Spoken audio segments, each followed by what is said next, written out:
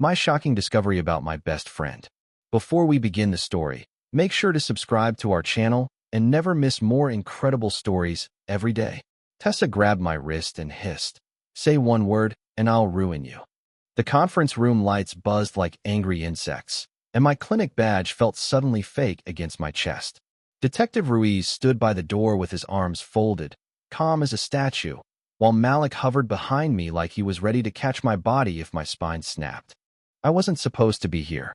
I was supposed to be at the front desk answering phones, juggling copays, and telling patients we were running about 15 minutes behind. That was my life, steady, boring, predictable. Then at 8:12 a.m., my banking app flashed a red banner, account restricted. At 8:19, my landlord emailed about a returned payment. At 8:27, HR pinged me, "Please come upstairs. Now." At 8:45, Tessa walked into the clinic like she owned the air, in a cream coat she couldn't afford, smiling at everyone like she was the solution to their problems. She hugged me in the lobby, too tight, too long, then whispered, "We'll fix it, okay?" Like I was the one who'd broken something. I had known Tessa for 9 years. She knew my passwords the way she knew my coffee order. She knew my mother's birthday, my middle name, the exact way I folded my laundry. People said we looked like siblings in photos. I used to take that as a compliment. Now a detective was in my workplace, my accounts were frozen, and my best friend was threatening me in a room that smelled like disinfectant and betrayal. On the table sat a printed email from my bank, my name in bold at the top, and a case number in the subject line that made my stomach hollow out. "What did you do with my name?" I asked, and my voice sounded like it belonged to someone else. Tessa's smile didn't reach her eyes. "Eric," she said softly, "you don't want the answer to that. If this was fraud, my employer could fire me. If it was identity theft, my credit, my entire adult life, could get shredded." Malik had already offered to cover rent for a month or two, but his eyes were scared, like he was picturing us packing boxes again. Then Ruiz slid a folder across the table with my signature inside. 9 years earlier, Tessa had found me hunched over a vending machine in the community college hallway, slapping the buttons like violence could coax out my chips. I was 20, broke, and convinced everyone else had gotten a secret manual for adulthood except me. She leaned in, pressed the refund slot with 2 fingers, and my money clinked back like a miracle. "You're welcome," she said, like she'd just saved my life instead of 75 cents. That was Tessa's gift. She made small rescues feel epic. She remembered your stories. She found you jobs. She showed up with soup when you were sick, and she did it with a grin that made you think the universe still cared. When I transferred downtown and started working at a clinic, she was the one who helped me move into my first tiny apartment. She carried my dresser up 3 flights, sweating, laughing, calling me grandpa, because I labeled my boxes. And when people side-eyed her, when someone mentioned her drama, her old roommates who couldn't stand her, the ex who posted vague warnings online, I became her shield without thinking. "You don't know her," I'd say. "She's been through things."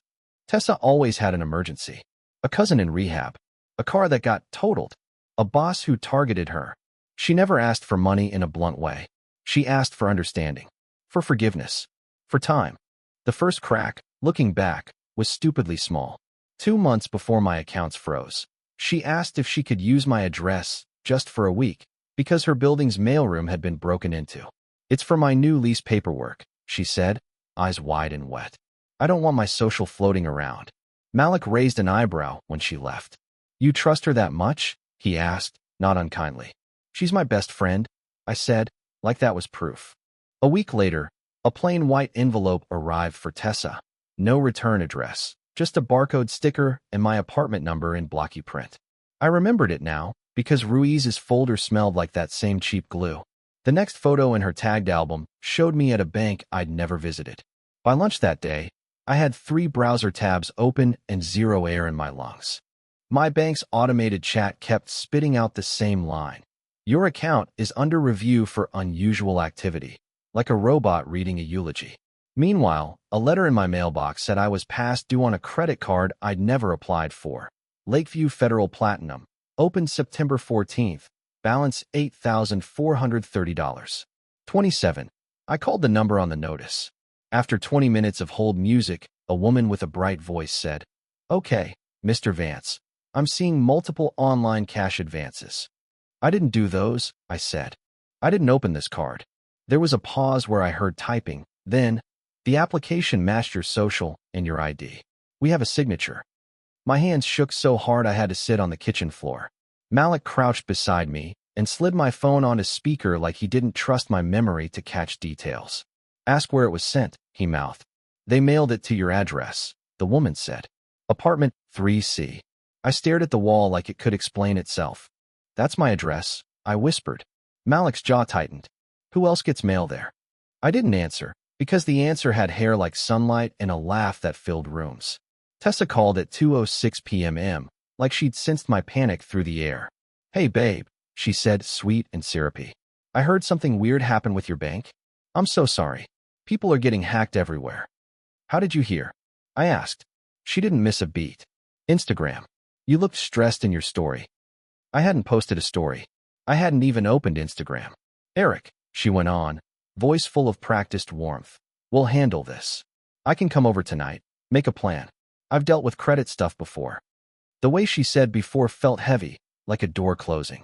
When HR pulled me into a tiny office later, they didn't mention my bank. They mentioned a call from a collections agency asking to confirm my employment. And when Ruiz's folder opened in front of me, the signature on the application looked like mine, if mine had been written by someone watching my hand in a mirror. The contact number on the application belonged to a burner I'd never seen. That weekend, Tessa insisted I come with her to a tiny thing in the suburbs, her friend's wedding shower at a pastel rental hall with folding chairs and mimosas in plastic flutes. Malik didn't want to go, so I went alone, still clinging to the idea that this was some external glitch and Tessa was my anchor. The second I walked in, she looped her arm through mine like a leash. There he is, she sang. My favorite disaster adult. People laughed, because that's what you do when someone charismatic hands you the punchline. She kissed my cheek and loudly asked, Did you finally call your bank, or are we still ignoring responsibilities? I forced a smile. I called. It's being reviewed. Oh my God, that's so you, she said, eyes sparkling. You get overwhelmed and just freeze. My stomach turned. That wasn't me. That was the character she'd written for me. Harmless, incompetent, easy to dismiss. Then she plucked my phone out of my hand when it buzzed. No screens, she said, still smiling. Be present. Tessa, I murmured, reaching for it. Her nails pressed into my wrist. Not enough to bruise, just enough to remind me she could. Later, she whispered, and her voice went flat for half a second. When I finally got my phone back in the bathroom, there were 3 missed calls from an unknown number and 1 voicemail. The transcription read, Mr. Vance, this is the clerk's office. You've been served. Served. Like I was a burger. I listened with the volume low, and my throat went dry as sand. The caller said a case number and my full name, careful and official. They said civil matter and appearance required.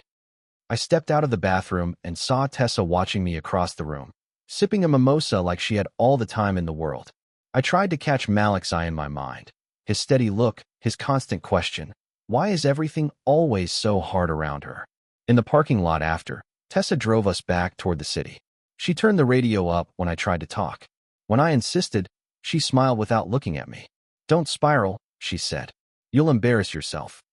That night, a process server taped a packet to my apartment door, right above the peephole. The summons said I had 48 hours to appear downtown. Malik and I fought in whispers that week, the kind of arguments you have when your walls are thin and your shame is loud. He didn't accuse me of cheating or lying. He accused me of trusting the wrong person. You let her use our address, he said, standing in the kitchen with his hands flat on the counter. You let her wrap herself into our life like she paid rent here. She needed help. I snapped. That's what friends do. And what do friends not do? He asked, voice sharp. They don't get you served. They don't open cards in your name. At work, Nina pulled me aside near the supply closet. She was the kind of coworker who noticed when the printer was low on toner before the printer noticed. HR's asking if you're okay, she said quietly. They're nervous. Collections calling a medical clinic looks bad. I wanted to tell her everything, but saying it out loud made it real. I mumbled something about identity theft and watched her face shift from curiosity to concern. Do you know who did it? She asked. I lied with my whole body. No. My mom called that night after she got a notification from her credit monitoring. Eric, she said, and her voice sounded older than yesterday. Did you apply for something under my address too? I felt my stomach drop. No. Why? Because there's an inquiry, and I don't want to believe what I'm thinking. By then, my bank had frozen not just my checking but the tiny savings account I'd been proud of, my emergency fund, my someday money. My landlord wasn't interested in feelings, he wanted rent. Malik offered again, and I hated myself for needing it. I stared at the summons packet on our coffee table until the paper edges curled. Civil Court, downtown. Plaintiff, Bright Harbor Outreach. I didn't know that name, but I knew Tessa posted about Bright Harbor constantly, handing out care packages, organizing donations, smiling in photos with a logo on a banner behind her. It looked like charity. It looked like her being good. Malik picked up the packet and flipped through. This isn't about your bank, he said slowly. This is bigger. I watched his finger stop on a line that made his face drain of color. Inside the packet was a loan contract with Malik listed as my co-signer. On Tuesday, Tessa showed up at my apartment uninvited with takeout and a smile that looked glued on. Malik stayed in his room, pointedly silent. Tessa didn't ask where he was. She acted like she belonged there anyway, dropping her tote bag on our couch like a bookmark. Okay, she said, clapping once. We're going to get you back on track. First, we breathe. Second, we make phone calls. Third, we stop doom scrolling. Deal? It was so rehearsed it made my skin crawl. She talked in therapy phrases like she'd watched a dozen clips and memorized the rhythm. When I tried to ask about Bright Harbor Outreach, she cut me off with a laugh. That's just paperwork noise. Nonprofits get weird mail all the time. Then her phone buzzed. She checked it, face flickering, and stood up fast. I have to run, she said. Emergency. I'll come back tomorrow. She left her tote. I stared at it for an hour, like it might explode. Going through your best friend's things felt like stepping into a sin you couldn't unsay. But Malik came out, saw the bag, and didn't hesitate. If she's using your name, he said, you're already in the sin. Find out. My hands were damp when I unzipped the tote. Inside, a lipstick, a wad of receipts, a tiny notebook with meeting times, and, wedged in the side pocket, a second phone. Not her iPhone. A cheap prepaid brick with a cracked case. I turned it on. No lock screen. My throat tightened. There were texts from numbers saved as initials. K. M. D. Messages about pledges and chargebacks, and make sure he signs. A photo of my driver's license, front and back, taken at an angle, like someone snapped it quickly while I wasn't looking. Another photo showed a stack of envelopes with donation checks. My apartment number was visible in the corner of one label. What would you do? I asked out loud, mostly to the ceiling. If the person you trust most stole your name. Malik didn't answer. He just pointed at the screen where an email login notification sat in the phone's settings. The account was already signed into a cloud drive. I tapped it, and a folder list popped up. Bright Harbor, donors, contracts, Eric Vance. The folder's owner name wasn't Tessa. It was my full legal name. The next morning, I took a sick day I couldn't afford and went downtown with Malik, his presence like a brace on my ribs. We walked straight into the Lakeview Federal branch listed on the credit card notice. A banker named Ms. Hollis met us in a glass office. Mr. Vance, she said, sliding papers toward me. I can't tell you everything without a formal report, but I can confirm the application came in online on September 14th at 10:03 p.m. That wasn't me, I said. She nodded like she'd heard it 100 times. The device was an Android prepaid. The IP address traced to a co-working space in Westbrook. Westbrook was a suburb Tessa had been dog-sitting in last fall, per her stories. Ms. Hollis printed a page and highlighted the contact number on the account. Same burner number from Ruiz's folder. Same number sitting on the second phone in my backpack. On the sidewalk, Malik said. It's her. Like he was tasting the word. I needed more than a feeling.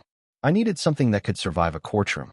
So I called Nina and told her, quietly, that I thought my identity was tied to a nonprofit fundraiser. I expected shock. Instead, she went still. Eric, she said, I've seen that logo. Bright Harbor emailed the clinic last month asking for sponsors for a community health night. The email signature had a name, yours. My mouth went numb. What? Nina forwarded it immediately. The timestamp hit like a punch. November 3rd, 6:17 p.m. A night I'd been closing up while Tessa waited in the lobby to pick me up for dinner. Do you remember if she used the guest Wi-Fi? Nina asked. I did. I remembered her complaining about her data plan, laughing like it was cute, then tapping until the connection symbol appeared. That afternoon, I met Bright Harbor's venue coordinator at a downtown coffee shop and pretended I was confirming details. She greeted me like we were old friends. Oh my gosh, Eric. We're so excited for the fundraiser. My chest tightened. You've met me. Of course, she said. You signed the contract in person. She reached into her folder and slid a receipt across the table. The coordinator handed me a receipt signed Eric Vance in Tessa's handwriting. Back at home, Malik and I spread the evidence across our coffee table. She hadn't even bothered to lock the door. Inside the Bright Harbor folder was a spreadsheet labeled BH Pledges Q4. Rows of names, amounts, notes. Some had smiley faces next to paid. Others had red text that said chargeback, declined, call again. There were PDFs too, professional-looking donation receipts with a logo and a fake tax ID number. Some were dated the same nights Tessa had been stuck at work or helping her aunt. And then there were the contracts, venue agreement, catering quote, printing invoice, all signed Eric Vance in a looping script that wasn't mine. One file stopped my heart. Personal guarantee. PDF. My full legal name typed in bold. My social listed in the top corner. It said I personally guaranteed repayment for a $25,000 bridge loan taken to cover event upfront costs. The lender line had a company name I'd never heard, Harvest Ridge Capital, and a due date in 2 weeks. 2 weeks, Malik repeated, voice low. She put a bomb in your lap with a timer. I scrolled farther. There were emails between the burner account and someone named D. Keller negotiating rates. There were instructions. Make sure Eric's ID scan is clean. Use his apartment for delivery.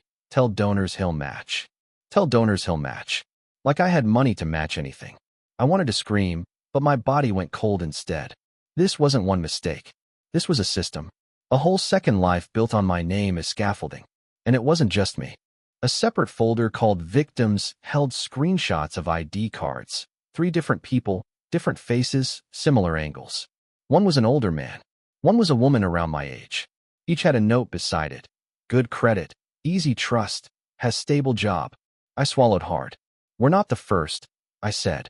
The court date on the summons was Thursday at 9 a.m. 2 days away. If I didn't show, judgment could hit my wages. If I did show without proof, I'd look like a liar making excuses. I clicked back to the donor spreadsheet to see who else she'd pulled in. At the bottom of the donor list, I saw Nina's name and her address. Calling Nina felt like dragging her into my fire, but her name on that spreadsheet meant she was already burned. I texted, "Can you talk after work? Important, not clinic-related." She replied, "Yes." We met in the clinic parking lot at 6:40 p.m. Nina leaned against her car and crossed her arms. "Okay," she said. "Tell me the truth." I told her, in pieces, because the whole thing felt too ugly to hold at once. The frozen account, the summons, the Bright Harbor files, the burner phone. When I said Tessa's name, Nina's eyes widened like she'd just realized she'd been standing next to a cliff. "I donated," she whispered. "I thought it was legit." "How?" I asked. "Do you have proof?" She unlocked her phone and pulled up her payment history. "Venmo," she said, and turned the screen toward me. $500. October 22nd. Look. The recipient line read at Bright Harbor Eric. Under it, a caption, "For the kids." I took a screenshot with sweaty hands. "Did she ask you directly?" I asked. Nina nodded. "She came by the clinic, said she was working with you on a fundraiser. She mentioned your name like it was a credential. I didn't even question it." That was the part that hurt most. She didn't have to forge a whole new identity. She just had to borrow mine, because everyone trusted me. Back home, Malik and I started building our own evidence folder. Screenshots of the donor spreadsheet, PDFs of the contracts, the voicemail from the clerk's office, the Lakeview Federal printout with the IP location, Nina's Venmo receipt. I filmed the burner phone screen, scrolling slowly, reading dates out loud. Then Malik asked the question I'd been dodging. "Are you going to warn her?" I pictured Tessa's smile in the wedding shower hall, the way her nails had pressed into my wrist. The way she'd called me overwhelmed in public, like she was shaping the narrative. If I warn her, I said, she deletes everything. And if you don't? Malik asked. Then she keeps hurting people, I said, and the guilt tasted metallic. I didn't want revenge. I wanted my life back, and I wanted others safe. I opened my laptop again and did one more thing the detective told me to do. Pull my credit report. When I pulled my credit report, a mortgage inquiry appeared dated yesterday. That night, Tessa called from a number I recognized too well, the burner. Hey, she said, soft, like we were back in college. Can we talk? I put it on speaker so Malik could hear. I'm busy, I said. I know, Tessa murmured. You've been weird. Distant. I hate it. My bank account is frozen, I said. I got served. A pause, then a sigh. God, Eric. I'm so sorry. I feel responsible because I told you to use that bank. Remember? That was a lie. I'm coming over, she said. We'll go through everything together. You need a friend. Malik mouthed, don't. I can't, I said. Not tonight. Her voice sharpened. Why? I swallowed words I couldn't afford to say. She pivoted. Okay, dinner tomorrow then. Just us. Somewhere public. I want to make you feel safe. What do you want? Malik whispered. I want us back, Tessa said, and somehow she made it sound like a gift she was offering me.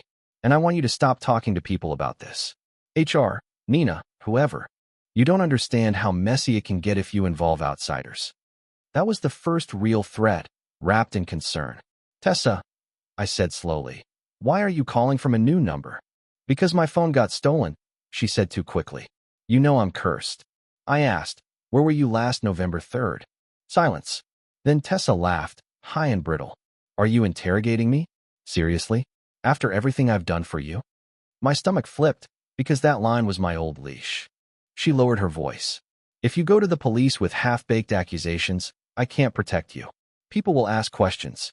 They'll look at who benefited. And you have a lot more to lose than I do. Malik's voice cut in, calm and deadly.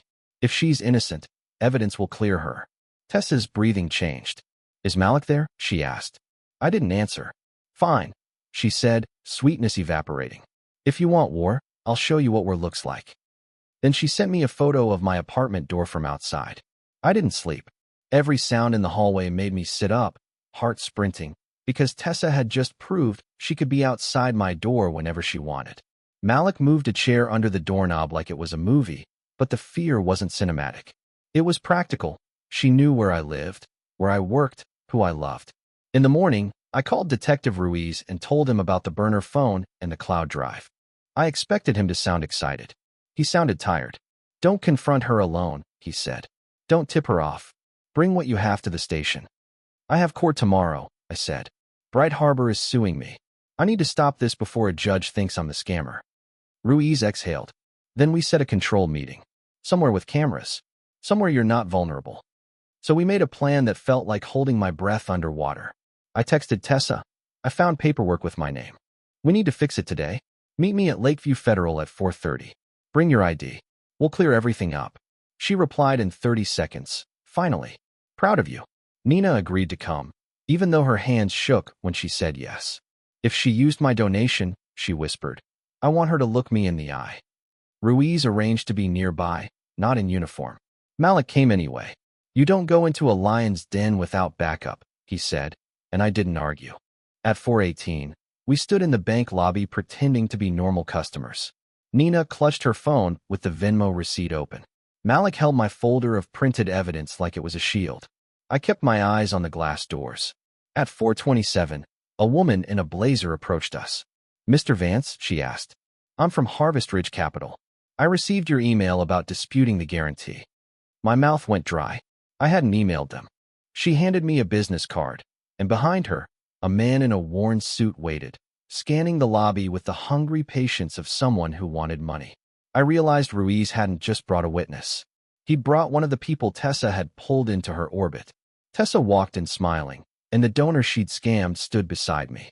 The bank manager led us into a small office with a desk, a plastic-looking plant, and a security camera in the corner.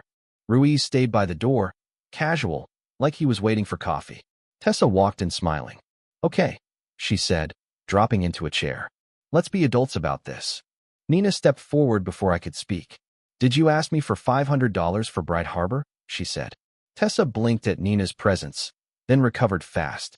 Yes, that was for kids. Nina cut in, holding up her phone. Venmo. October 22nd. To at Bright Harbor Eric. Tessa's eyes flicked to me.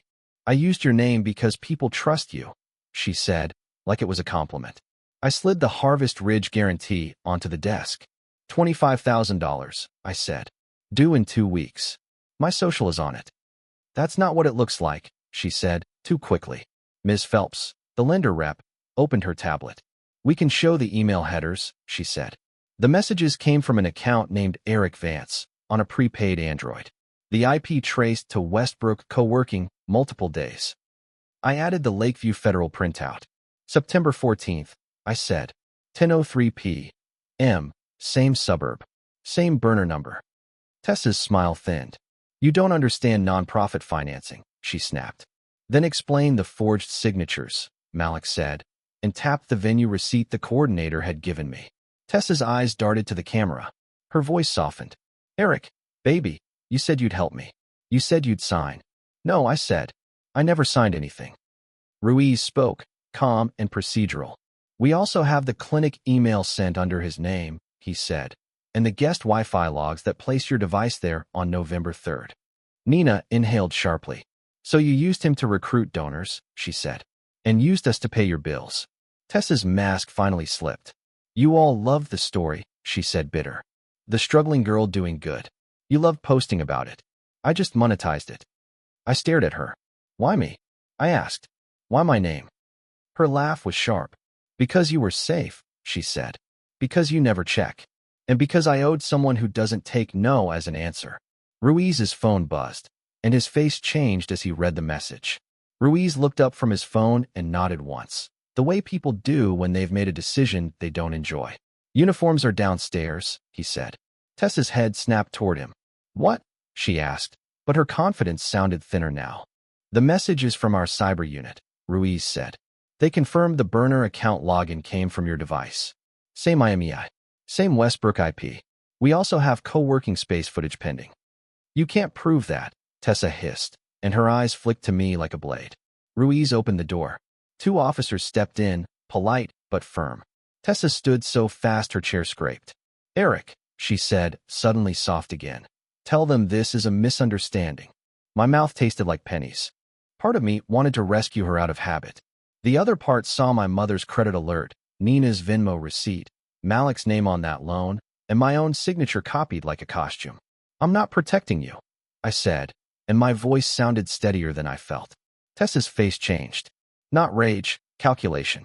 Fine, she said, lifting her hands like a performance. Arrest me. Make him the hero. He'll love that. As they led her through the lobby, she called out. Tell them how you begged me to do it, Eric. Phones came out. Nina's shoulders shook. Malik kept a hand on my back. The next hours blurred into paperwork. Ruiz walked me through an identity theft report and told me to freeze my credit, change passwords, and document everything. She'll try to control the narrative, he warned. By evening, the rumor had reached the clinic. My landlord didn't care about narratives. He cared about rent. HR didn't care about my tears. They cared about liability.